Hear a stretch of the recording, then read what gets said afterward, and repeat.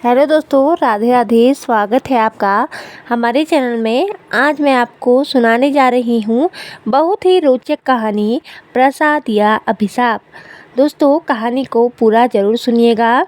स्वर्ग में भ्रमण कर रहे नारद जी ये देखकर बड़े हैरान थे कि धरती पर वह लोग तो बहुत खुश हैं जो धन के पीछे भागते हैं, और वे लोग बड़े दुखी हैं जो भगवान की भक्ति करते हैं। इस विचार से ग्रस्त होकर नारद जी काफ़ी परेशान हो गए, और जब उनसे रहा नहीं गया तो वह सीधे पहुँचे बैकुंठ धाम इस प्रश्न का समाधान पाने के लिए भगवान विष्णु के पास। नारद जी जैसे ही भगवान विष्णु के धाम पहुँचे, भगवान विष्णु उनके मन की बात पहले से जानते थे।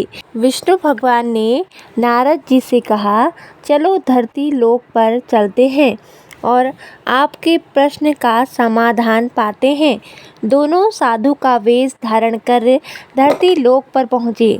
वह दोनों सबसे पहले एक बड़े व्यापारी के द्वार पर भिक्षा मांगने के लिए गए। उन दोनों को अपने द्वार पर देखकर व्यापारी बड़ा गुस्सा हुआ, उन्हें भला बुरा कहा और बिना कुछ दिए उनको वहां से जाने के लिए कहा। जाते जाते साधु के रूप में भगवान विष्णु ने उसे आशीर्वाद दिया कि तुम्हें और भी ज़्यादा धन मिले।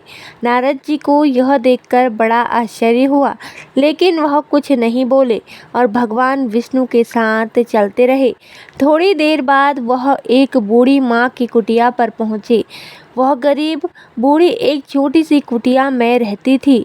उसके यहाँ जाकर जब दोनों साधुओं ने भिक्षा मांगी तो बूढ़ी माँ बोली, मेरे पास तो आप लोगों को देने के लिए ज़्यादा कुछ नहीं है, लेकिन हाँ, मेरे पास एक गाय है जो दूध देती है। अगर आप चाहो तो मैं उस गाय का दूध दोह कर लाती हूँ। आप दोनों के लिए उसे पीकर अपनी भूख शांत कर सकते हैं। साधुओं के हाँ कहने पर बूढ़ी माँ ने दोनों के लिए दूध का इंतजाम कर दिया। खुश होकर साधु के वेश में विष्णु भगवान ने जब बूढ़ी से कहा कि बताओ तुम्हें क्या चाहिए, तो बूढ़ी माँ ने कहा कि मुझे कुछ भी नहीं चाहिए, बस आप आशीर्वाद दीजिए, मेरे लिए इतना ही काफ़ी है। आशीर्वाद देकर दोनों साधु वहाँ से जाने लगे। तब जाते जाते विष्णु भगवान ने बूढ़ी माँ से कहा कि तुम्हारी गाय कुछ दिनों में मरने वाली है। वहाँ से थोड़ा आगे जाने पर नारद जी बड़े परेशान हो गए और विष्णु भगवान से बोले, यह कैसा न्याय है भगवान आपका? जिस व्यापारी ने हमारा इतना अपमान किया, हमें गालियाँ दी, आपने उसे और ज़्यादा धन पाने का आशीर्वाद दिया, और इस बूढ़ी माँ को जिसने हमारी इतनी सेवा की, हमारे लिए दूध की व्यवस्था की, उसे आप कहते हैं कि उसकी गाय जो उसके जीवन का आखिरी सहारा है वह भी मर जाएगी। ऐसा क्यों?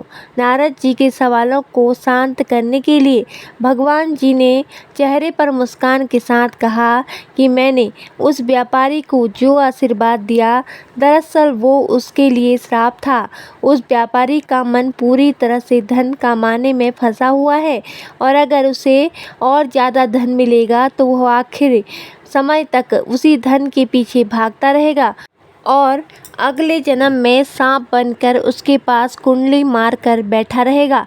और रही इस बूढ़ी माँ की बात, तो कुछ बूढ़ी माँ का पूरा ध्यान अच्छे कामों में और भगवान भक्ति में था। हाँ, सिर्फ थोड़ा सा मन उसका उस गाय में अटका हुआ था, और वह आपने आखिरी समय में उस गाय के मोह में यह चिंता करती रहती कि उसके जाने के बाद इस गाय का क्या होगा, क्या कोई उसे हानि पहुंचाएगा या मार डालेगा, और वह पूरी तरह से मुक्त नहीं हो पाती। बस यही कारण था कि मैं चाहता हूँ आखिरी समय में उसका ध्यान पूरी तरफ मेरी तरफ हो और इस गाय की तरफ ना रहे। भगवान विष्णु के समझाने के बाद और इस पूरी घटना के बाद नारद जी का मन पूरी तरह से शांत हो गया और वह खुशी खुशी स्वर्ग लौट आए। दोस्तों, ये छोटी सी ये कहानी हमें कहती है कि हमें अपना जीवन अच्छे कामों में समर्पित करना चाहिए, ताकि अंत समय में भी हम अच्छे कर्मों के बारे में सोचें और भगवान के बारे में सोचें और इस जन्म मरण के बंधन से मुक्त हो सकें। तो दोस्तों, आपको हमारी कहानी कैसी लगी कृपया कमेंट करके ज़रूर बताएं, और ऐसी आध्यात्मिक और ज्ञानवर्धक कहानियाँ सुनने के लिए हमारे चैनल को सब्सक्राइब जरूर करें। धन्यवाद। जय माता दी।